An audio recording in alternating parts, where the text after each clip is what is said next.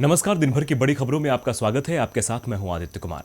आज इस बुलेटिन में बात होगी देश के सामने आने वाली नई परेशानी की, विदेशी निवेशकों के डगमगाते विश्वास की, जानेंगे कि मझधार में क्यों फंसे हैं मांझी और प्रियंका गांधी की यूपी के लिए क्या है योजना, और आखिर में बात जनता के पैसों पर मोदी सरकार की नजर की। लेकिन उससे पहले एक नजर सुर्खियों पर।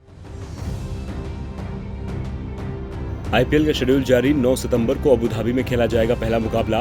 इस बार रविवार की बजाय मंगलवार को खेला जाएगा फाइनल। खाली पदों को भरने की तैयारी में रेलवे। 1,40,000 पदों पर भर्ती के लिए 15 दिसंबर को होगी परीक्षा। जल्द जारी होगा परीक्षा का शेड्यूल।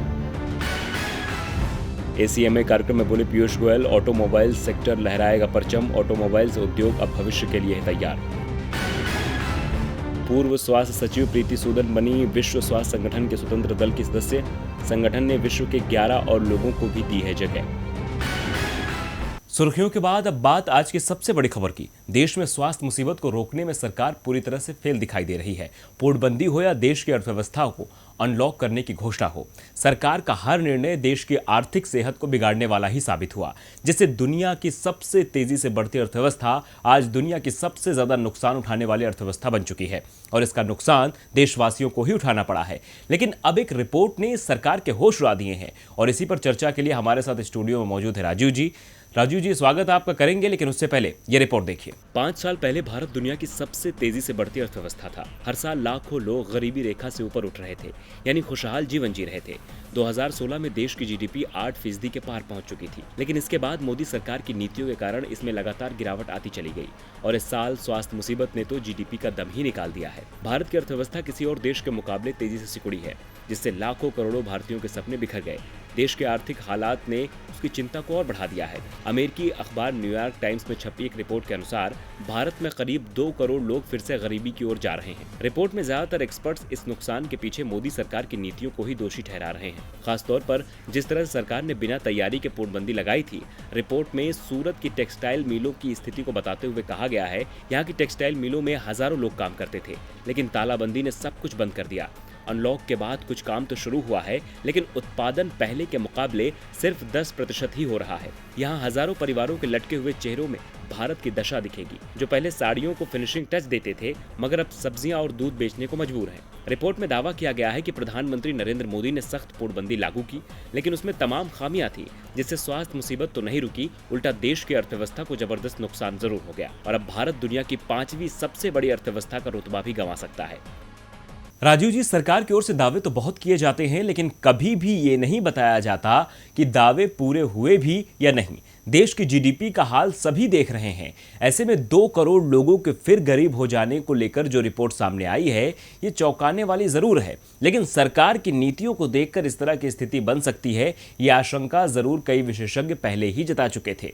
लेकिन सरकार अभी भी ये मानने को तैयार नहीं है कि उसका कोई भी फैसला गलत था। ऐसे में अब देश के सामने रास्ता क्या है? जी आदित्य, देश के आर्थिक हालात को लेकर इस वक्त जो निराशा का माहौल है, वो कल बेरोजगार युवाओं के थाली पीटने से जाहिर हो गया है। और ऐसा लग रहा है कि इस सरकार ने इस लाचारी पर दुखी होने के अलावा जनता के सामने कोई और रास्ता छोड़ा ही नहीं है।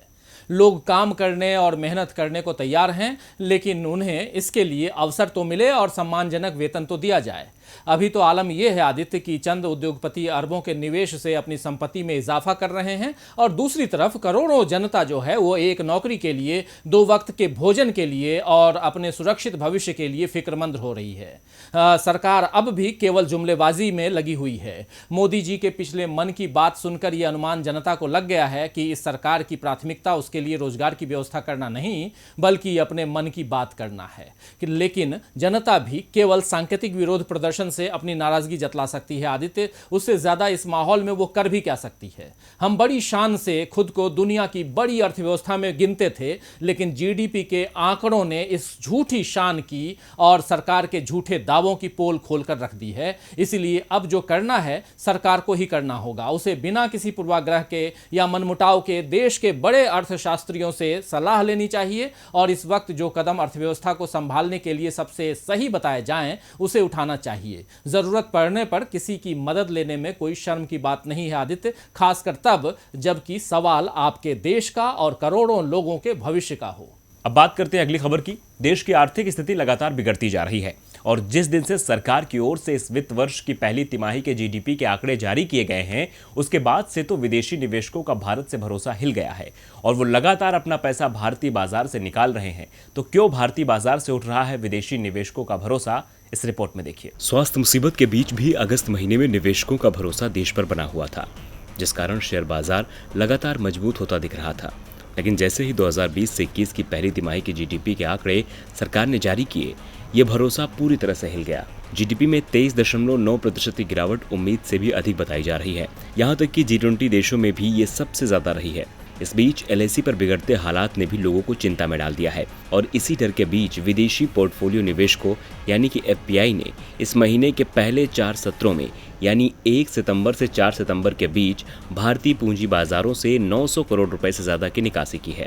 डिपॉजिटरी के आंकड़ों के अनुसार 1 से 4 सितंबर के दौरान FPI ने शेयरों से 675 करोड़ रुपए निकाले। ऋण या बॉन्ड बाजार से 225 करोड़ रुपए की निकासी की गई। इससे पहले 3 महीने तक FPI लगातार बाजार में निवेश कर रहे थे। अगस्त में भारतीय पूंजी बाजारों में 46,532 करोड़ रुपए का विदेशी निवेश हुआ। जुलाई में FPI का आंकड़ा 3,301 करोड़ रुपए और जून में 24,053 करोड़ रुपए था। यानी जब तक जीडीपी को लेकर सरकार लोगों को सपने दिखाती रही, विदेशी निवेशक बाजार में टिके रहे। लेकिन जैसे ही मोदी राज में देश की अर्थव्यवस्था की तस्वीर सामने आई, विदेशी निवेशकों ने बाजार से दूरी बनाना शुरू कर दिया और आने वाले कुछ ही दिनों में यही तस्वीर दिखने वाली है और विदेशी निवेशक और भी पैसा भारतीय बाजार से निकाल सकते हैं। इधर विदेशी निवेशकों का भरोसा भारत से उठ रहा है, वहीं दूसरी ओर बिहार में एनडीए के अंदर हर दल दूसरी पार्टी पर भरोसा करने को तैयार नहीं दिख रहा है। चिराग को नीतीश पर भरोसा नहीं है तो मांझी को चिराग पर। मांझी अभी कुछ दिन पहले ही एनडीए में आए हैं, लेकिन यहां भी वो मझधार में दिख रहे हैं। दरअसल एनडीए में सीट बंटवारे को लेकर खलबली मची हुई है, इसीलिए नीतीश जीतन राम मांझी के साथ लगातार बैठकें कर रहे हैं, उन्हें मनाने की कोशिश कर रहे हैं। अब मांझी को समझ नहीं आ रहा कि वो क्या करें। बिहार की राजनीति में दलबदल के लिए मशहूर जीतन राम मांझी ने एक बार फिर पाला बदल लिया है। वो महागठबंधन का साथ छोड़ एनडीए का दामन थाम चुके हैं, लेकिन यहाँ भी उनकी महत्वाकांक्षाएं पूरी होती नजर नहीं आ रही हैं। सीएम नीतीश कुमार से उनकी मुलाकात तो हो रही है, लेकिन सीटों पर बात नहीं बन पा रही है। सीटों को लेकर ही मांझी ने मुख्यमंत्री नीतीश कुमार से मुलाकात की। वो करीब 1.5 घंटे तक सीएम आवास पर डटे रहे। दोनों नेताओं में विधानसभा चुनाव में आगे की रणनीति पर चर्चा हुई। इस दौरान सीटों पर भी बातें हुई। सूत्रों के हवाले से कहा जा रहा है कि हम के नेता 7 से 8 सीटों पर अपनी मजबूत दावेदारी मान रहे हैं। हम के नेताओं की माने तो उनकी संभावित 7 सीटें हैं। हालांकि एनडीए की तरफ से अभी कुछ नहीं कहा गया है कि मांझी को कितनी सीटें दी जाएंगी।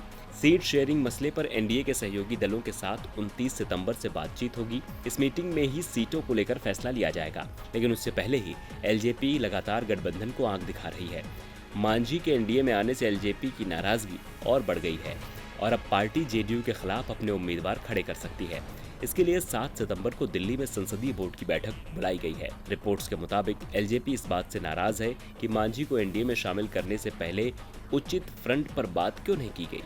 यहाँ तक कि चिराग पासवान तो कई मौकों पर कह चुके हैं कि नए साथियों को जोड़कर एनडीए पुराने साथियों को धोखा दे रही है। चिराग की इस बगावत के बाद माना जा रहा है कि बीजेपी और जेडीयू पासवान को अपने पास रखने के लिए मांझी को मना सकती है। एनडीए में हम को कम सीटों के साथ संतोष करना पड़ सकता है। अगर ऐसा हुआ तो मांझी को महागठबंधन छोड़ने का फायदा नहीं मिलेगा, यानी यहाँ भी वो मझधार में ही फंसे रहेंगे। बिहार में मांझी को लेकर नीतीश परेशान है। महागठबंधन छोड़ने के बाद मांझी मझधार में हैं तो विरोधी उन्हें घेरने में जुटे हैं। बिहार में एनडीए मुश्किल में दिख रहा है तो केंद्र सरकार की परेशानी कांग्रेस सांसद राहुल गांधी ने बढ़ा रखी है। वो हर एक मुद्दे पर सरकार को घेरने में कोई कसर नहीं छोड़ रहे हैं। एक बार फिर वीडियो जारी कर उन्होंने गिरती जीडीपी का जीएसटी से ऐसा कनेक्शन निकाला है जिससे मोदी सरकार की पोल खुल गई है। मोदी सरकार विकास का ढोल तो पीटती है, लेकिन धरातल पर विकास कहीं नजर नहीं आता। एक तरफ जीडीपी गिरती जा रही है, वहीं महंगाई भी बढ़ती जा रही है। इस सिलसिले को सरकार अब तक रोक नहीं पाई। उसे पता ही नहीं है कि असल में वजह क्या है। आज कांग्रेस सांसद राहुल गांधी ने वीडियो जारी कर सरकार को जीडीपी गिरने के कारणों से रूबरू करवाया है। उन्होंने उनकी विफलताओं के बारे में बताया है। राहुल ने गिरती जीडीपी का सीधा कनेक्शन जीएसटी से निकाला है। उन्होंने कहा है कि जीएसटी यूपीए सरकार का आइडिया था, एक टैक्स, सरल और साधारण टैक्स, लेकिन एनडीए ने इसे जटिल बनाकर रख दिया। एनडीए सरकार द्वारा लागू जीएसटी में 4 अलग-अलग टैक्स हैं। 28% तक टैक्स और बड़ा जटिल है, समझने को बहुत मुश्किल टैक्स है। जो छोटे और मंझोले व्यापार वाले हैं वो इस टैक्स को भर नहीं सकते। जबकि बड़ी कंपनियां बड़ी आसानी से भर सकती हैं। वो 5-10 अकाउंटेंट लगा सकती हैं। कांग्रेस सांसद ने मोदी सरकार से सवालिया लहजे में कहा कि देश में ये 4 अलग-अलग टैक्स रेट आखिर क्यों हैं? ऐसा इसलिए है क्योंकि सरकार चाहती है कि जिसकी जीएसटी तक पहुंच हो वो इतनी आसानी से बदल पाए और जिसकी पहुंच न हो वो जीएसटी के बारे में कुछ न कर पाए। हिंदुस्तान के 15 से 20 उद्योगपतियों की पहुंच है, तो जो भी टैक्स का कानून वो बदलना चाहते हैं वो इस जीएसटी रिजीम से आसानी से बदल सकते हैं। इतना ही नहीं, राहुल गांधी ने जीएसटी को फिर से गब्बर सिंह टैक्स बताते हुए कहा कि ये जीएसटी पूरी तरह से विफल है। ये गरीबों पर और छोटे और मझले व्यवसायों पर हमला है। जीएसटी एक कर प्रणाली नहीं, ये भारत के गरीबों पर आक्रमण है। कांग्रेस नेता ने कहा कि हमें इस आक्रमण को पहचानना होगा और मिलकर इसके खिलाफ हम सबको खड़ा होना होगा। राहुल गांधी का ये वीडियो वार काफी वक्त से जारी है। जहां आज तक उन्होंने जीएसटी का कनेक्शन जीडीपी से जोड़ा है, तो वहीं इसके पहले नोटबंदी को लेकर सरकार की पोल खोली थी। कांग्रेस सांसद का ये वीडियो जारी करने का सिलसिला लगातार बीजेपी को परेशान कर रहा है। एक तरफ राहुल गांधी मोदी सरकार को घेर रहे हैं और कांग्रेस को मजबूत करने में जुटे हैं, तो वहीं दूसरी तरफ कांग्रेस महासचिव प्रियंका गांधी यूपी में कांग्रेस को फिर से मजबूती से खड़ी करने में जुटी हुई हैं। प्रियंका का मिशन उत्तर प्रदेश न सिर्फ कांग्रेस को मजबूत बना रहा है बल्कि बीजेपी को भी बेचैन कर रहा है। तो क्या है कांग्रेस महासचिव का प्लान, देखिए इस रिपोर्ट में। देश की सबसे पुरानी पार्टी कांग्रेस उत्तर प्रदेश की सियासत की नब्ज को पकड़ नहीं पा रही है। यही वजह है कि पार्टी 30 सालों से सत्ता से दूर है। अब तो आलम यह है कि न लोकसभा में जीत मिल रही है और न ही विधानसभा में। पार्टी लगातार कोशिश तो कर रही है लेकिन उसे कामयाबी नहीं मिल पा रही है। इसीलिए कांग्रेस ने देश के सबसे बड़े सूबे में जीत का परचम लहराने के लिए प्रियंका गांधी को मैदान में उतार दिया है और वो भी बखूबी इस जिम्मेदारी को निभा रही हैं। प्रियंका उस रणनीति पर काम कर रही हैं जो कांग्रेस को फिर से मजबूत बनाएगी और योगी सरकार को सत्ता से बाहर का रास्ता दिखाएगी। कांग्रेस महासचिव ने योगी सरकार को घेरने के लिए रणनीति तैयार की है, जिसके तहत पार्टी बीजेपी की कमजोर नब्ज को पकड़ेगी। पार्टी सूत्रों के मुताबिक कांग्रेस बीजेपी की नाकामियों को अपना हथियार बनाएगी और उस पर काम करेगी। बताया जा रहा है कि सोनभद्र और उन्नाव मामले में कांग्रेस ने जिस तरह से शुरुआत की थी, अब पार्टी उसी तरह से आगे बढ़ना चाहती है। पिछले दिनों कांग्रेस की इस कोशिश का सकारात्मक रुझान भी दिखाई दिया था। इसी प्रदर्शन को बरकरार रखने के लिए कांग्रेस सालाना इम्तिहान, प्रवेश परीक्षाएं, प्रतियोगी परीक्षाएं, बेरोजगारी और प्रदेश में कानून व्यवस्था की स्थिति को लेकर विरोध प्रदर्शन कर रही है। यहां तक कि प्रियंका गांधी खुद ट्वीट के जरिए बीजेपी को लगातार घेर रही हैं। उन्होंने कानून व्यवस्था से लेकर छात्रों के मुद्दे पर योगी सरकार की जमकर किरकिरी की है। किसानों का मुद्दा उठाने में भी कांग्रेस महासचिव हमेशा आगे रहती हैं और अपने इसी आक्रामक रुख से वो बीजेपी की मुश्किलें बढ़ाने के लिए तैयार हैं। अब देखना होगा कि क्या प्रियंका के प्लान से कांग्रेस 30 साल बाद सत्ता में वापसी कर पाएगी या नहीं। प्रियंका के प्लान से कांग्रेस को क्या फायदा होगा ये तो आने वाला वक्त बताएगा, लेकिन दिल्ली के लोगों को कल से फायदा जरूर मिलने वाला है। जी हां, दिल्ली में कल से मेट्रो सेवाएं शुरू हो जाएंगी। तो इस बार दिल्ली मेट्रो की सेवाओं में क्या बदलाव आने वाले हैं, जानने के लिए रिपोर्ट देखिए। महामारी की वजह से लगभग 5 महीने बंद रहने के बाद कल से दिल्ली में मेट्रो सेवाएं शुरू होने जा रही हैं, लेकिन इस बार मेट्रो की यात्राओं में कुछ बदलाव देखने को मिलेंगे। मेट्रो स्टेशनों को 12 सितंबर तक 3 चरणों में शुरू किया जाएगा और कंटेनमेंट जोन के अंतर्गत आने वाले स्टेशनों को फिलहाल बंद रखा जाएगा। तो आइए जानते हैं क्या है मेट्रो के नए नियम। स्टेशनों पर ऑटोमेटिक थर्मल स्क्रीनिंग अनिवार्य होगी। सैनिटाइजर डिस्पेंसर से आप खुद को सैनिटाइज करेंगे। फुट पेडल संचालित लिफ्टों का इंतजाम किया गया है। सुबह 7 से 11 और शाम 4 बजे से 8 बजे तक मेट्रो संचालित होंगी। केवल स्मार्ट कार्ड धारकों को यात्रा की अनुमति होगी, टोकन नहीं दिया जाएगा। यात्रियों को आरोग्य सेतु ऐप का इस्तेमाल करने की सलाह दी जाएगी।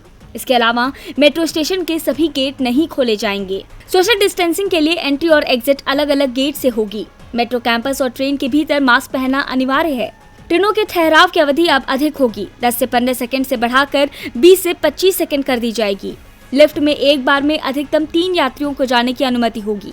इसके अलावा लोगों को मॉनिटर करने के लिए गार्ड भी तैनात किए जाएंगे।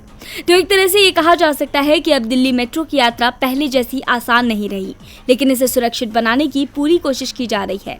और बुलेटिन के आखिर में बात जनता के पैसों पर मोदी सरकार की नजर की। अब बड़े के साथ साथ छोटे और मंझोले ट्रांजैक्शन पर भी इनकम टैक्स डिपार्टमेंट की नजर है, इसीलिए उसका भी हिसाब किताब रखना जरूरी है। इस एक्शन से साफ है कि सरकार की नजर आपके खर्च पर है। आप क्या खर्च करते हैं, क्यों करते हैं, इसकी क्या वजह है, इन सवालों का जवाब आपको आयकर विभाग को देना पड़ सकता है, क्योंकि छोटे और मझोले ट्रांजैक्शन पर भी इनकम टैक्स डिपार्टमेंट की नज़र है। पहले इनकम टैक्स डिपार्टमेंट केवल हाई वैल्यू ट्रांजैक्शन जैसे क्रेडिट कार्ड से 2 लाख रुपए का खर्च, 30 लाख रुपए से ज़्यादा की प्रॉपर्टी की खरीद और बैंक में 10 लाख रुपए से ज़्यादा डिपॉजिट को देखता था, लेकिन अब रोज़मर्रा के खर्चों पर भी विभाग देख रहा है। इन खर्चों पर IT डिपार्टमेंट की नज़र। सालाना 1 लाख रुपए से ऊपर एजुकेशन फीस का भुगतान करने पर IT विभाग पूछताछ कर सकता है। सालाना 1 लाख रुपए से ज्यादा बिजली बिल का भुगतान, सालाना 20,000 रुपए से ज्यादा प्रॉपर्टी टैक्स का भुगतान, होटल में 20,000 से ऊपर का खर्च, व्हाइट गुड्स की खरीद यानी टीवी, फ्रिज, फोन पर 1 लाख रुपए से ज्यादा का खर्च, हेल्थ इंश्योरेंस का प्रीमियम 20,000 रुपये से ज़्यादा, सालाना 50,000 रुपये से ज़्यादा इंश्योरेंस प्रीमियम का भुगतान, बैंक में लॉकर्स पर भी इनकम टैक्स डिपार्टमेंट की नज़र रहेगी। इसके अलावा और भी लंबी लिस्ट है। कहने का मतलब है कि टैक्स पेयर्स को सतर्क रहना पड़ेगा कि अगर उनका खर्चा उनकी आमदनी से मेल नहीं कर रहा है या आपके खर्चे ज़्यादा हैं और आपने अपनी बचत में से इस्तेमाल किया है, तो आपको इसका जवाब देने के लिए तैयार रहना होगा। इसीलिए खर्चे का हिसाब ज़रूर रखें, क्योंकि मोदी सरकार आप पर नज़र रखे हुए है। कहा जा रहा है कि आर्थिक मंदी के दौर की वजह से सरकार जनता के खर्चे पर लगाम लगाना चाहती है। इसके बाद सवाल उठता है कि क्या सरकार जनता को ही रोकती रहेगी या खुद कुछ कदम नहीं उठाएगी। दिन भर की बड़ी खबरों में फिलहाल आज के लिए इतना ही। देखते रहिए DV लाइव। नमस्कार।